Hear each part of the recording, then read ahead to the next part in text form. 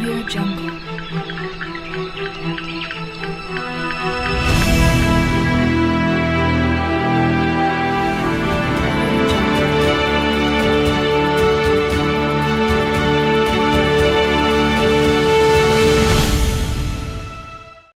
قبل أن نبدأ دعونا نصلي على محمد وآل محمد. يحكى أنه كان هناك رجل حكيم يأتي إليه الناس من كل مكان لاستشارته، لكنهم كانوا في كل مرة يحدثونه عن نفس المشاكل والمصاعب التي تواجههم، حتى سئم منهم.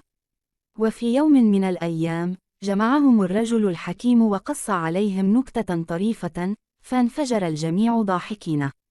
بعد بضع دقائق، قص عليهم النكتة ذاتها مرة أخرى، فابتسم عدد قليل منهم.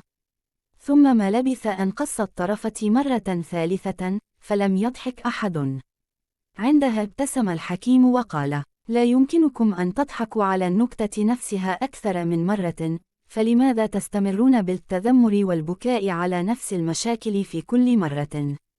العبرة المستفادة من هذه القصة: القلق لن يحل مشاكلك، وإنما هو مضيعة للوقت وهدر للطاقة. أشكركم جميعا على مشاهدتكم الفيديو ومتابعتكم للقناة. نأمل أن تكونوا قد استمتعتم بالمحتوى واستفدتم منه.